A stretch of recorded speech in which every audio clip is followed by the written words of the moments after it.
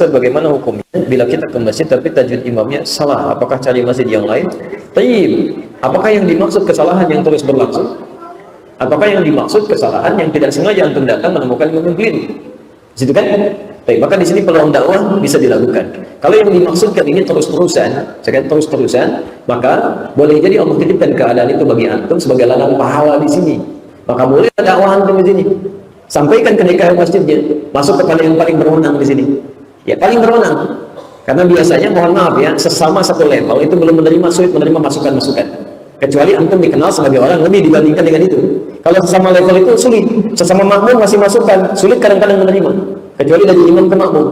Ya, antum sholat nih, belum rapat di sini kan, sesama makmum ngasih tahu, kadang-kadang sulit diterimanya. Mas, yuk, dari rapat yuk, supaya setannya nggak masuk. Ah, usilah aja. Biarin aja setan ikutan sholat, bisa gitu kan? Itu kadang-kadang begitu. Tapi kan itu nggak bagus, Mas. Kamu siapa? Pada sehatin, saya nggak usah begitu kan. Saya di sini sudah 15 tahun, padahal masjidnya baru 10 tahun kan. Kadang-kadang ada yang begitu tuh, nggak nyaman gitu ya. Baik, dalam keadaan seperti ini, siapa yang berwenang? Imam. Sampaikan pada imam, ada kejadian begini, imam langsung menegur, sampaikan. Tapi kalau imamnya keliru, siapa yang menegur? Nah, ini poinnya, masuk kepada DKM, sampaikan pelan-pelan, ada begini-begini, sholat kita bisa bermasalah, atau undang ustadz nanti menceramah di situ, sampaikan, kemudian itu bagian sarana dakwah antum. Begitu kemudian jadi baik, antum dapat pahalanya di situ. Dan insya Allah ada kebaikan-kebaikan di situ. Itu tidak mudah.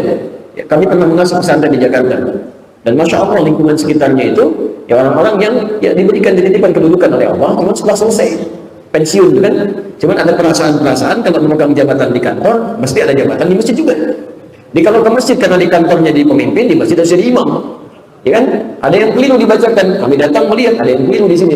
Kita sampaikan, ya Pak, ini ada yang salah dalam bacaan, harus lebih baik sebelum menjadi imam. Justru Ustaz, saya sholat itu menjadi imam supaya dibenarkan dari belakang, mana yang salah. Nah, ini tidak mudah membetulkannya. Nanti kita berikan penjelasan, ta'lim, alhamdulillah dalam beberapa masa berubah lebih baik. Dibuat pelan-pelan, belajar ke santri ya. Jadi sebelum imamin, yang dibaca benar dulu oleh santri itu yang boleh dibacakan dalam sholat. Dari situ kemudian dibuat perbandingan, oh boleh turunkan derajatnya. Dari mulai sholat jar ke sholat sir, Bapak boleh ngimami yang sirnya aja ya. Zuhur sama asar boleh ngimami. Maghrib, isya, subuh, tajwid dulu, tahsin dulu, baru di situ. Dari proses, kemudian taklimnya diberikan sampai paham, masya Allah. Ujung-ujungnya zuhur pun nggak ngimami, asar pun nggak ngimami, gitu kan? Karena paham ada yang lebih berat untuk mengimami. Jadi di sini ada proses-proses yang bisa kita lakukan dan jangan tinggalkan. Kalau antum tinggalkan, mohon maaf siapa yang merubahnya? Ada peluang di situ kebaikan. Jadi kalau melihat sesuatu yang kurang baik, mungkin dititipkan oleh Allah kepada Anda supaya Anda perbaiki. Kan sering saya tanyakan di sini, kalau Anda punya tetangga laki-laki dekat dengan masjid, nggak pernah mau ke masjid, apa hukumnya untuk pria seperti ini? Dekat dengan masjid, nggak mau ke masjid, nggak mau tuh dengar azan, nggak mau. Apa hukumnya orang seperti itu? Haram.